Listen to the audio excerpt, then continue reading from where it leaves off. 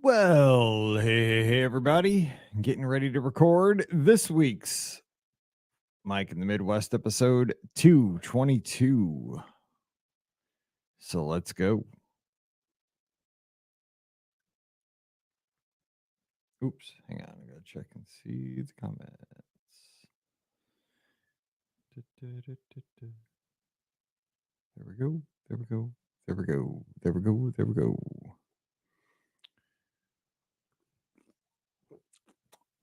Is that background bright enough for you? That'll wake you up. All right, here we go.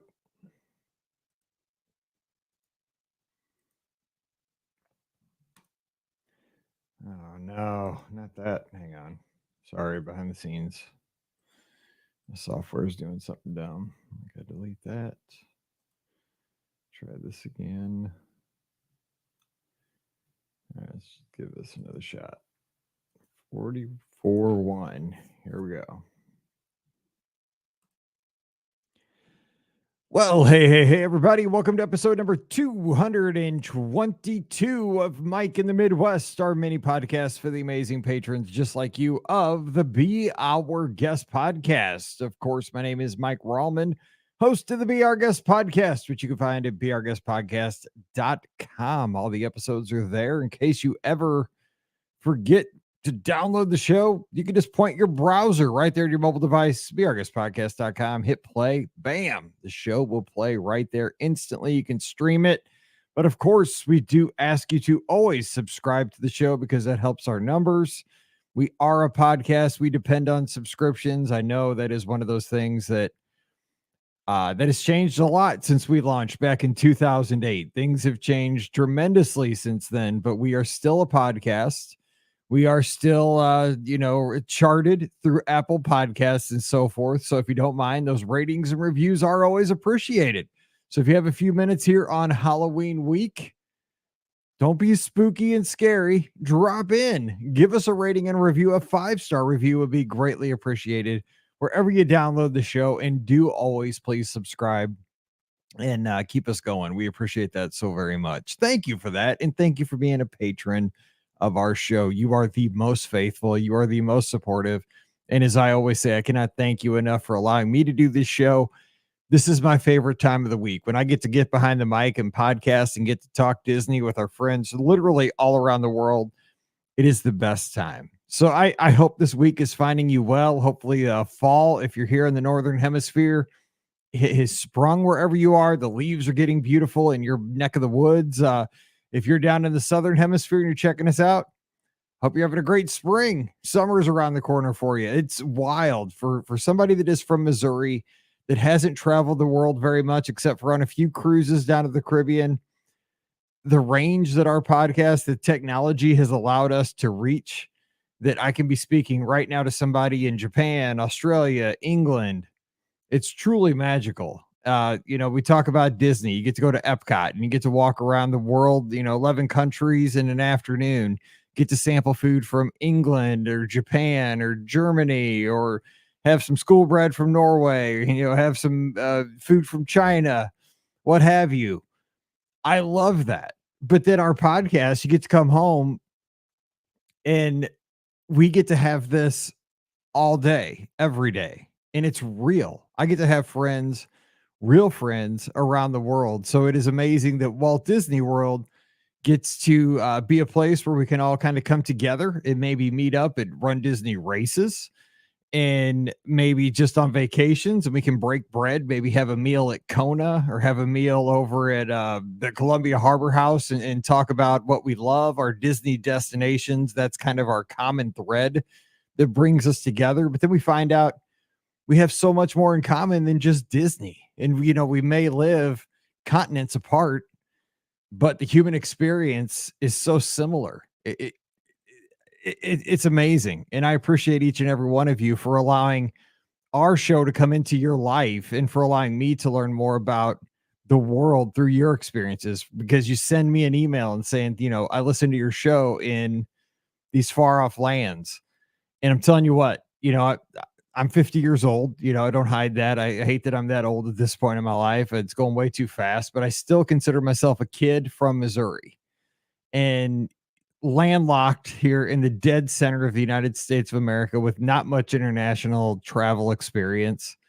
I do hope to get out and see more of the world here in the second half of my life, but because of you guys, my world has expanded tenfold, a hundredfold because of the friends I've got to meet through the podcast. And that's because of you guys. So thank you so much for that. I don't get to say that very much, but I really do get to have more of a world perspective because this show literally has me friends around the states. You know, my best friend's up in Michigan, so I would have not had any kind of connection to Michigan. And you know, whenever I hear about something happening in Michigan, I always get worried. You know, I'm worried about the weather up there. Was happening in Michigan?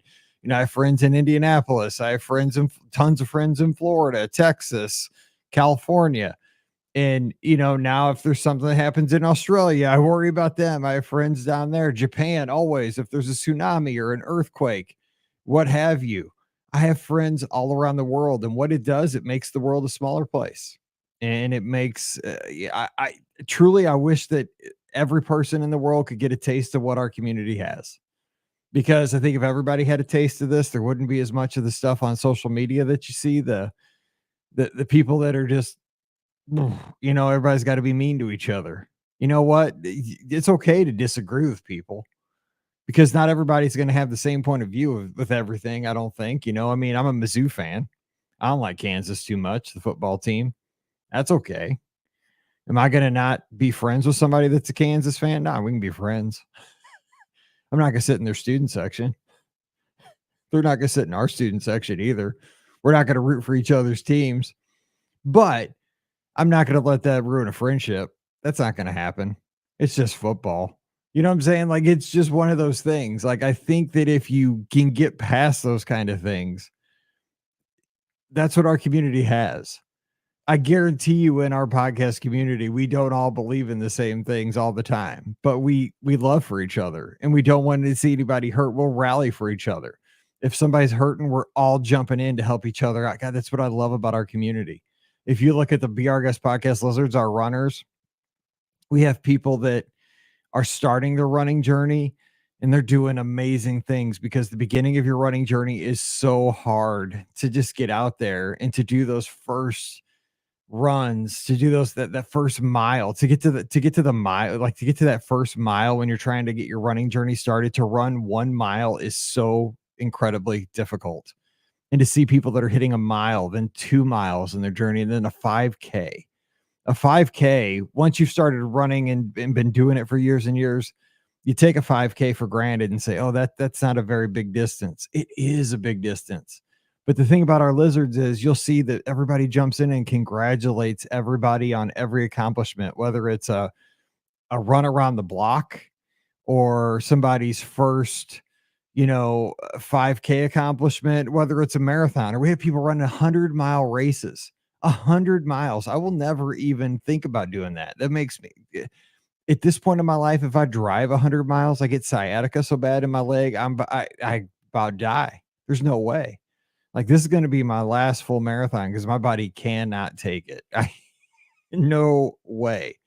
But the thing is, we're all in different points of our life, and that is totally cool. I am so proud of people. We're doing that first trip around the block because I remember how hard it was for me back on Marissa Lane before we moved out here. When I first started running about 15 years ago at our old house, we had a small block too. It was not a big trip around the block. And I remember I was like, I'm gonna give this a try because I talked to Mike Bankhead and I tried to run that one time around the block and I was like, oh my God, this is gonna kill me. Well, I also did it in the middle of the summer, but it was only about a 3-minute loop. And I told Pam, I said, this is gonna kill me. But I did it. And I remember that run keeper loop. It was not fast. I was sweating like a pig, and it was like 3 minutes of running. But eventually it got a little easier after time. And I got so much encouragement from people, from friends of the podcast, that it got a little easier eventually after a while. And then I was able to do like, you know, a lap and a half and 2 laps and 3. It's a journey. And I'm just rambling. That's what we do here on Mike in the Midwest. But I just wanted to, the ramble is that we have something special here. And that we're in this time, I think, in our country where people always say, like, everybody's so divided, everybody's so mean.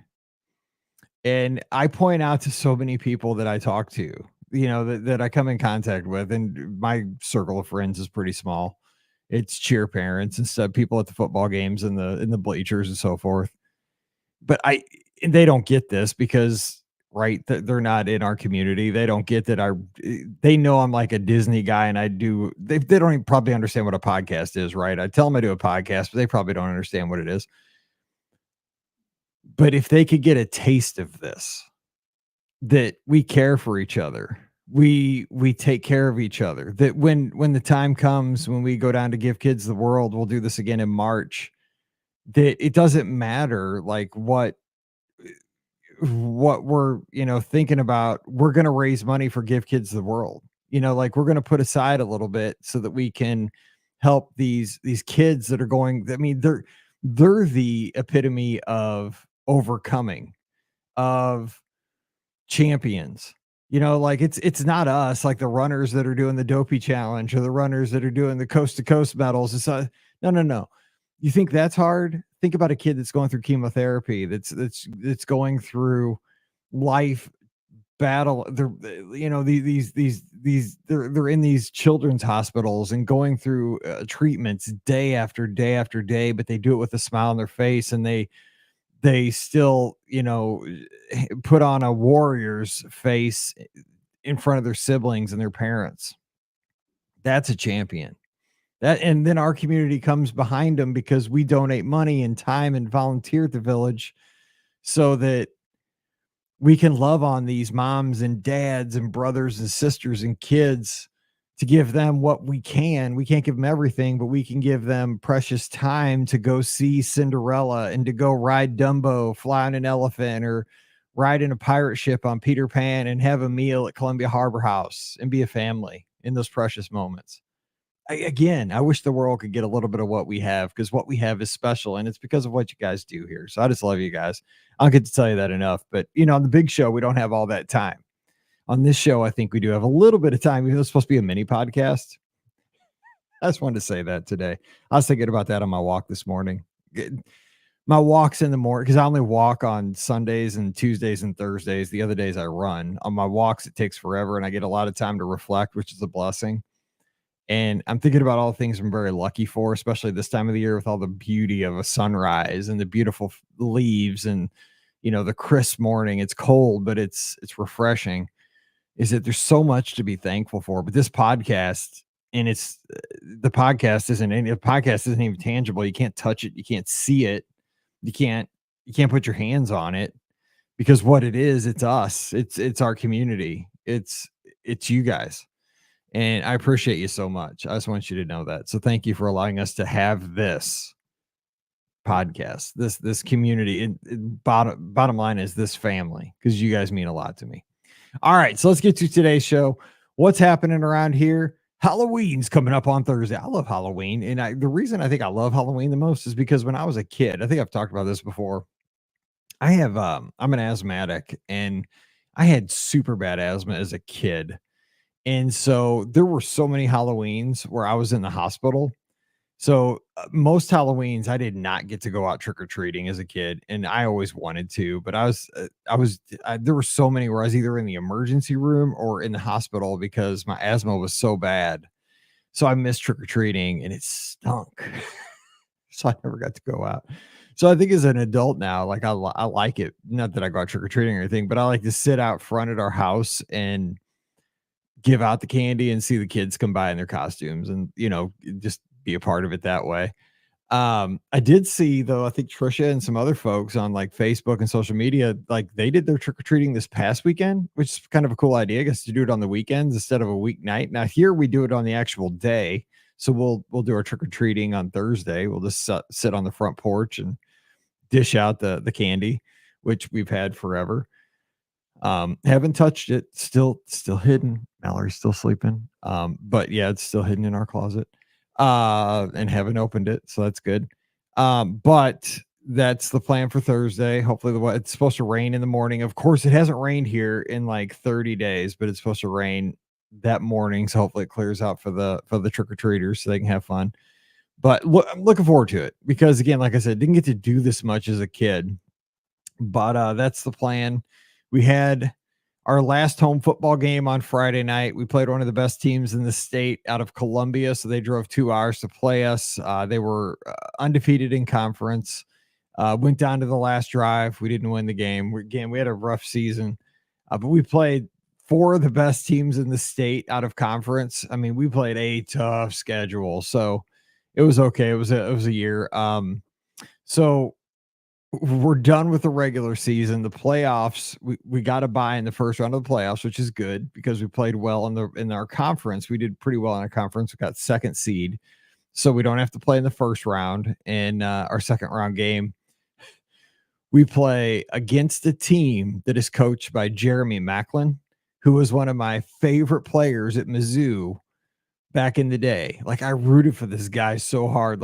So Chase Daniel was our quarterback when Pam was pregnant with Mallory, and I wanted to name Mallory after this guy. If Mallory would have been a boy, I wanted to name her Chase. Well, his best receiver was Jeremy Macklin, the guy this is how old I am, the guy who's the head coach of the team we're getting ready to play in the playoffs. So we're going to be playing them in the first round on November 8th. So we get this next weekend off. However, this next weekend, coming up, the weekend here, this coming up weekend, we're going to Mizzou because that's our state cheerleading state championships. So we are going to travel to Mizzou. Now, here's the joy of this. We compete at 9 a.m. at Mizzou on Saturday morning, but we're not going out the night before. So we have to leave at 5 a.m. to get out there. I don't know why we're not. I think they're doing a showcase on Friday night, like a show off at the high school. So Friday night, we're staying here, and then it's a 2-hour drive to Columbia. So then we're going to get up at 5 a.m., drive to Columbia, get our tickets, get our seats, and they perform at 9. So MIZ and HOWELL. So the cheerleading championships are at Mizzou Saturday at 9, and hopefully we can bring home a state championship. We got second last year, so we'll see. Maybe we can get a state championship in cheerleading this year. Fingers crossed. Cheer for us. Cheer for the cheerleaders. So that's this weekend. That's what's going on around here. And then we'll have football the next weekend, first round of the playoffs. We'll see what happens there. Not super hopeful, but we'll see. And we're not going to talk Mizzou. Brady Cook, that was the whole point of the show last week, the heroic effort. Came back and miraculously played. Well, we are going to talk real quick. Played against Alabama yesterday.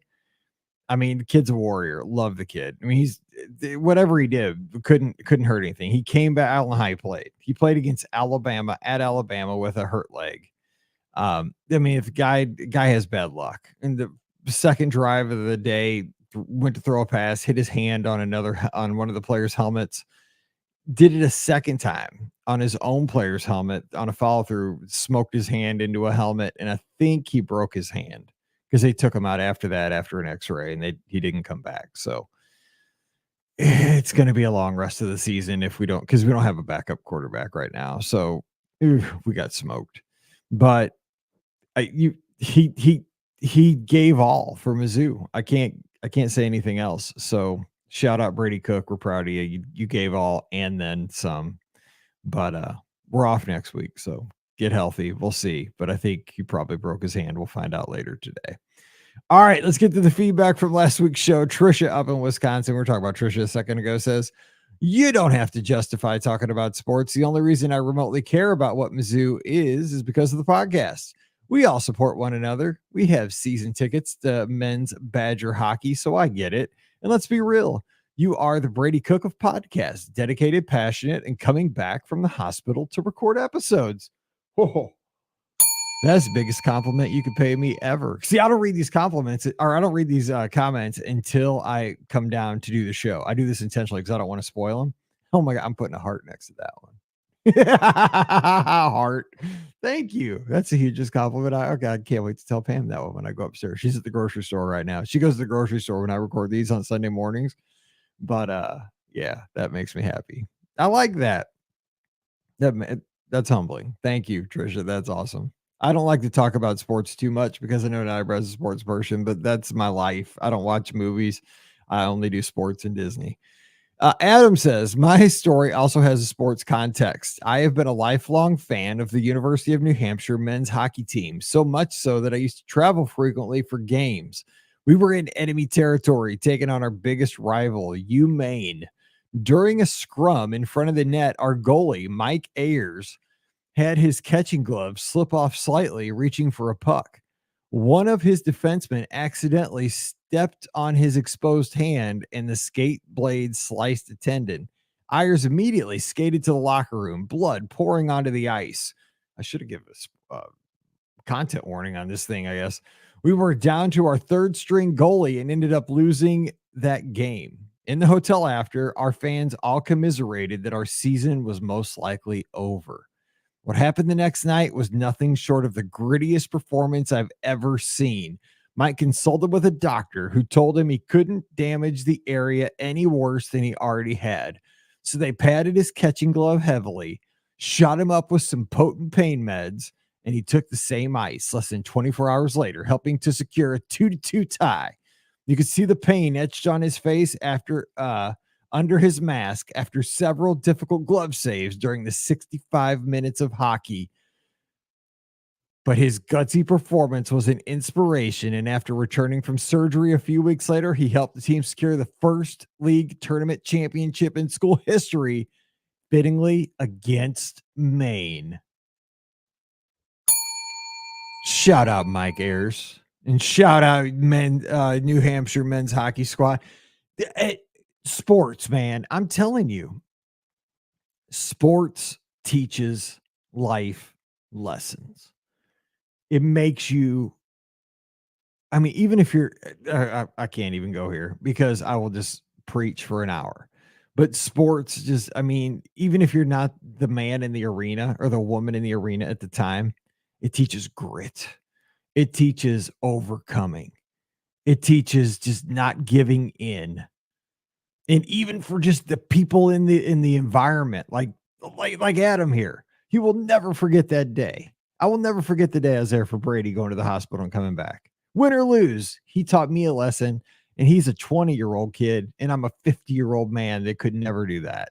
But he taught me lessons. He was a teacher, I was a student that day. And I have a master's degree in education. I was a student, he was the teacher. That's how life is with sports. Anyway, Dennis is going to wrap us up. He says, MIZ, I'm glad you decided to share your experience being at the Mizzou Auburn game this past weekend. I was wondering what it was like to be there while that was unfolding.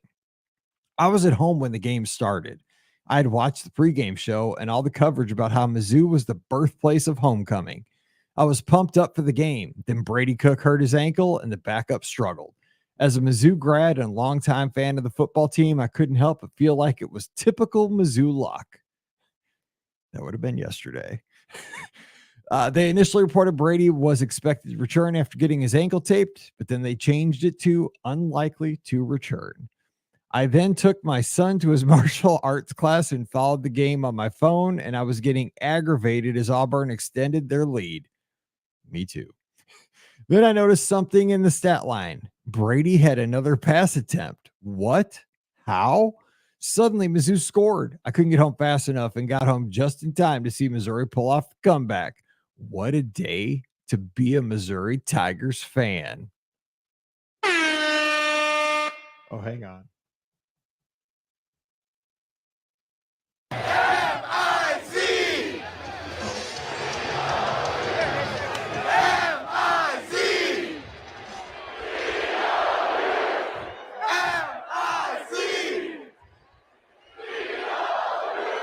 I got to use that when I get a chance because it took me like a half hour to put that on the soundboard one day. Thanks, Dennis. And if you have feedback about this show or any other show, it's patreon.com/Be Our Guest Podcast. All right, we got to get to today's topic, and this is going to be a good one because it's Halloween week. I was thinking about this one this morning on my walk because I go out for my walk at 5:15 a.m. Now, if you don't know, the sunrise here in Missouri this time of year is at 7:25 a.m. So I was walking around our lake. It was 38 degrees Fahrenheit for those people that are on the Celsius scale. It was cold. I was bundled up and I was looking up at the Big Dipper. I was looking up at Orion in this because it was totally clear. And we walk. I have this lake that's in our backyard. We have this lake right behind our house, and there's a 1/4 mile little path that goes around the lake. And there's a fountain in the middle of it. It's still going. Usually they turn it off about this time of the year because it gets too cold, but it's still going. And just it's a nice little path, right? Because it's dark, but at least when you're walking on the path, you're not going to get hit. There's no cars going at that time in the morning anyway in our subdivision, but you're on a path, so you're safe. So I walk on that. I do 32 laps around it. That's 8 miles. And just kind of think, right? And sometimes you see deer. I saw a fox the other day because there's woods next to it. And but I'm just thinking, and I started thinking about like what I'm going to talk about because it's Halloween week. And so I got to thinking because what are some of the scary things that really freak me out? And then Mallory got me thinking about something the other day, and she's totally scared of the dark. She's 16, right? She's gonna be 17 in January. And I mean, I am not lying. When we come home and she's the only one home, and she's rarely the only one home because I work from home. Like every light in the house will be on when she's home by herself. Like if she leaves to go to work, because she has 2 jobs. She works at a boutique and she works at a restaurant, like a little bar and grill out in the country. And if she goes to cheer, like practice, she has her own car, so she goes everywhere. So like if she leaves and she's the last one to go, every light in this house will be on. It's crazy. I mean, thank God for LED lights because every light in this house is on when she leaves. I mean, every light. The bathroom light will be on, the foyer light will be on, every light in the kitchen. It's nuts. It's what I mean, like, and I don't want to be like the old man, like dad, but I'm like, could you turn the light off? Like seriously, and she always leaves her bathroom light on. I'm constantly turning her bathroom light off. I don't think she knows there's a switch in there. Like, I don't think she knows the switch goes off. Drives me crazy. Anyway, it got me thinking. There are times, even as an adult, I'm going to tell you like 4 places, and I want to hear your stories for Halloween week. I know these will be the week after when we tell them next week, but they'll still be good. There were times where I was totally freaked out, either as a kid or as an adult, when I was in places alone or almost like with just a couple people where it was dark and it was like a weird setting where I was alone and it was dark. Okay, so the first place I want to tell you about was my grandparents' house. Now, this is my grandparents. I grew up at their house all the time. It's my dad's house, my dad's parents, and we went there all the time. Like I grew up in this house all the time. Like I was always there. We went there every Sunday after church, had dinner, or my grandma called it dinner. It was lunch. We'd eat if it was nice. We'd eat out on this gazebo my grandpa made out that hung off the sun deck, and it was great. But man, at night, like if you got up in the middle of the night at that house, it was so scary because in their front room, which I can't remember if it was the living room or the family room, they called one the family room, one the living room, because the one was in the back of the house. We watched TV in the most. It had like a buck stove. The family room we didn't use it very much. That's where we opened our Christmas presents on Christmas Eve. It was more formal.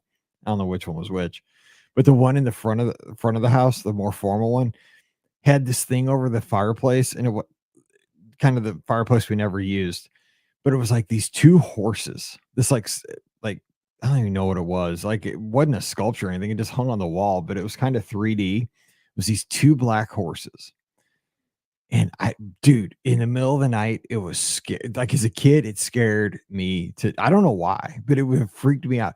And my grandparents, they didn't have a grandfather clock. They just had this clock the clock I'm talking about didn't hang in the room, in the front room, the formal room where the horses were. It hung in the opposite room in the back of that. And this house was super small. It was like on a slab, didn't even have a basement or nothing. It was tiny. But because the only thing between there was a little bitty kitchen and it was all open. So you just went through the kitchen right through to the family room, living room, kitchen. So you went there and they had this clock hanging in the back, and it was a wind-up clock, but it ticked. It was like a grandfather clock, but it was super small and it just hung on the wall. But it had the pendulum. So it'd be like tick, tick, You could hear it and it was super loud. And so at night, you didn't notice it during the day. I guess I did it all the time. But at night, when everything was still, you just hear it. And dude, that clock scared me. And it would chime on the hour. And oh my God, I don't know why, but like my grandparents' house at night just freaked me out. Like if I was the only one awake, because I'd spend the night sometimes. And I guess when you spend the night at your grandparents' house, you'd sleep on the couch or, like they'd make a cot in the living room or something. And man, I just remember it was the scariest place ever because I guess because you're not used to it as a kid, it's an unfamiliar place. But oh man, grandparents' house because it's like an older place. Like they had antiques on the shelves, but it was mainly those two horses over the fireplace in that front room. I don't know if I thought they were going to come to life and like trample me. And it was just that constant, like, was like a heartbeat, like boom, boom, boom, boom. It was that clock just boom. I swear, I am not kidding. I'm 50 years old. I can still hear that clock in my head. I still hear it to this day. And I don't even know, like when my grandparents passed away, my grandpa passed away in exactly a week after he's September 18th, 2001 is when he passed away. And my grandma passed away years and years later. Um, and my dad sold the house. I don't know what they did with that clock. I don't want any piece of that clock. That clock freaked me out, but I wonder what happened to that clock. Anyway, that was one of the things that scared me. Another thing that scared me, I got three other things. These are more as an adult. So another place that scared me was I worked at Chick-fil-A for 3 weeks when I was about 16 or 17. It was when I was in high school at the mall. It was around Christmas season. It was a little bit past this time of the year, but it was like around Christmas. I decided I didn't want to work at the skating rink anymore because I could make like a quarter an hour more working at Chick-fil-A with my buddy who got a job there. And I was like, okay, dude, I can make more. I get more money an hour. I'll work at Chick-fil-A. So I said, okay, because it was like the highest paying job. They paid more an hour than like McDonald's or Taco Bell, whatever. And you get like a college scholarship and all this stuff. So I was like, I'll try it. And it was at the mall, and I was like, the mall would be cool. Well, one night I closed the mall with some people and like we were like the last people in the mall. And like I grown up going to this mall. Like I've gone to that mall with my grandparents as a little kid. That's where I met Santa and the Easter Bunny. And like we grew up there. But like we were like late, like there one night, like because we had to mop the floors and do all the stuff and prep the stuff for the next day, cut the lemons for the lemonade and batter the chicken. We were there late, late. Like there was nobody around, like nobody. And I don't know if you know how a mall works. I didn't know this until I got the job there. Dude, this mall had like tunnels. So you had to go back through these tunnels to take out the trash to the trash compactor and the big like trash bins. Whew. Dude, that place is scary. And here's the thing I've learned because these last three, this is psychology for me. The reason I think these places are scary is that these three places are like so busy during the day. They're full of life, they're full of zest. They have like people and energy and all that, and they're dead silent at night. And so but these tunnels, I mean, like I was cool with them, like during when there were other people in the other stores coming out, like dumping their trash and like taking out their boxes and cutting them up. That's cool. When we were the last people in the mall, heck no, man, it was freaky. So like, and now that mall's like abandoned. Could you imagine? Like, dude, you couldn't pay me $1,000,000 to go in there now. There's no way. It's an abandoned mall because I've seen these like YouTube videos, these abandoned malls. Man, no, because I mean, I'm not like a chicken, but there ain't no way I do that. Those Urban Explorer videos, heck no. Okay, two other places. Let's see, which one do I want to give now? Okay, so the second to last one would be I ran a skating rink for years, right? It was called Spinning Wheels Roller Rink. And I mean, I lived there. I mean, I grew up there, right? So my next door neighbors owned it. So the the next door neighbor's wife was my babysitter as a little kid. So I grew up there. Like she would babysit us and she would take us up there during the day and she'd do the accounting for the skating rink or, whatever, restock the snack bar. So like she would just take us up there. We all had our own skates. So like my sister and I would just put on our roller skates. She'd throw on the lights on the floor. We'd roller skate around. She'd throw us a candy bar. And that's how she'd babysit us. So from the time I was 5, 4, 5 years old, I was always at the skating rink rolling around. And so I was on the speed skating team as a 5-year-old and all that. I mean, I was there from the time I was 5 until whatever. I grew up there. I started working there full time when I was 14. I managed the place all the way through, even when I was still teaching. I was running the skating rink. But there were times where, I mean, this is even when I was older, like when I was in my teens and even when I was probably in my 20s, like if I had to go up there in the middle of the night because like I forgot something at like 3 in the morning. There was one night I remember, like I couldn't remember, like I don't know why I had to go up there. Like it was like 3 in the morning. I like forgot my keys to my truck or something, and I had to go into the skating rink, and I was looking for something, and I had to like I was looking all over the rink for something. I could not find it, but I was the only one in there, and I swear I heard something at the other end of the rink, and I thought somebody was in there with me, but the sound came from the sound was between me and the door, and I was like, "Oh, no," because I couldn't get out because that's like the sound came from like I was cut off because I was at because you remember a skating rink's big, right? And I was like kind of at the other end of the floor, and I don't even know if I had a cell phone on me. I don't know if this was before cell phones. I might have had a beeper at that time. Remember, I'm old. I had like a pager or something. That ain't gonna do me no good if like. And the thing is, again, it gets back to that thing. Like 12 hours later, this place probably had 400 people in it. I was jamming out some Michael Jackson music or New Kids on the Block or whatever, and it was full of energy with all the strobe lights, a fog machine. It was like the place to be. All of a sudden, I'm the only one in here. Nobody knows I'm in here at 3 o'clock in the morning. Everybody expects it to be empty, and now I'm going to get murdered in my skating rink. Like somebody's in here with me that was hiding out, and they probably got a knife, or somebody's got. I'm going to get butchered on the floor, and they're going to find me the next day at the all skate or something. So I just remember, I don't know, but there was a sound. I'm like, oh, dude, it was coming from near the office, and the office was right by the front door. I'm like, this is it. This is it, man. Because I'm exposed. Like, I mean, in the skating rink, you're not going to hide. Like, it's all open. So that's the second to last one. The final one was I was at our I taught at elementary school. Now there is nothing scarier than an elementary school after dark, right? And I had to go up there because I think I left a candle burning or something in my classroom. And so you do not want to go in an elementary school after dark when nobody's in it. I don't care what anybody tells you. There's because again, elementary schools are full of life. They're full of energy all day long. Like you're there all the time. But I'm telling you what, man, if you go into an elementary school at night, like when there's no lights on and there's just like they have like those security kind of lights just kind of barely shooting down the halls so you can kind of see where you're going, and it shoots eerie shadows. Nope. You do not want to do that. That was super eerie because I just kind of first got my job at Wedgwood. I wasn't real familiar with that school. And that, so where I taught at Wedgwood, it was a 1-story school, and it was meant to be 1-story. So the kids that needed wheelchairs and had physical disabilities, they all went to this school because it was one level. But because it was one level, it was huge, like on one level. It was in all these pods. It was really spread out. So there were a lot of places where you could hide and like jump out, and it scared me to death. And so, man, I remember like because the front door was so far from my classroom. My classroom was down in Pod D, like Dumbo, like you're gonna die, like D. And so I remember I was just like, oh Lord. So I had to go all and the thing was when I got to my classroom, of course I did leave a this was back when Pam was really because Pam taught next door to me. This was before we were married, but she was really into candles. She still is.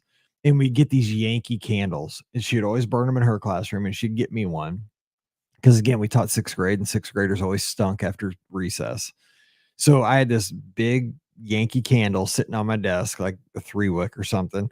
And I had it lit, and I forgot to blow it out before I went home for the day. And like, I don't know, at like 9 o'clock or 8 o'clock, I remembered, oh crap, I forgot to blow out that candle. I'm going to burn down the school. So I called the principal. She gave me the code. I typed the code in, and I went in. Of course, I'm scared the police are going to come get me too.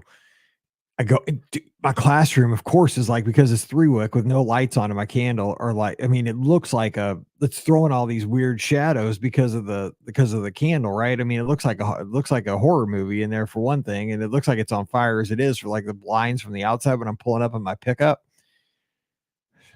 I I, I guess you're getting I'm kind of chicken, right? Because, but I mean, you do not want to be in that school by yourself. I'm always scared I'm gonna get trapped in there too. So those are kind of the places for me. Those are four: my grandparents' house, the mall, which is abandoned at this time, the skating rink in our elementary school that you do not want to be in by yourself after dark. But now here is where I want to jump in for next week and get yours. Also, oh my gosh, another place which I'm not going to get into was my church, because my grandpa and dad were deacons of the biggest Baptist church in the state of Missouri. So we were always up there a lot after hours, like to make the Lord's Supper, like plates for the next day on Saturday nights and stuff. And we'd be the only ones in this big old church. And I'd sometimes be there with like a buddy and stuff, and we had free reign of the church, but it was spooky, man. When you're in this gigantic auditorium or like up in the balconies or running around this whole no, no. There were times I got freaked out. So that could be another place where maybe you're freaked out if you're ever in a church after hours at night by yourself. That's scary too. So what are yours? And give us a quick story. Patreon.com/Be Our Guest Podcast. Let's hear them for next week. Where's a place that you've been alone in the dark where you got freaked out because of the situation? And have a happy Halloween. Let's get back together. Don't forget, we'll have a live show tonight, 6 o'clock Central, 7 o'clock Eastern. The password, we have two choices. What's the craziest candy you've ever gotten in your bag, or the craziest thing? Scott got a tennis ball one time. He talked about that in the Discord. Or what's your best Halloween costume you've ever worn on Halloween? So either one of those will be acceptable, and we'll talk Disney. Lots of topics to discuss. So we'll do that here in a few hours. So until then, you guys have a great week. Thanks for your support. Love you. Talk to you guys soon. Have a great week, and we'll see you.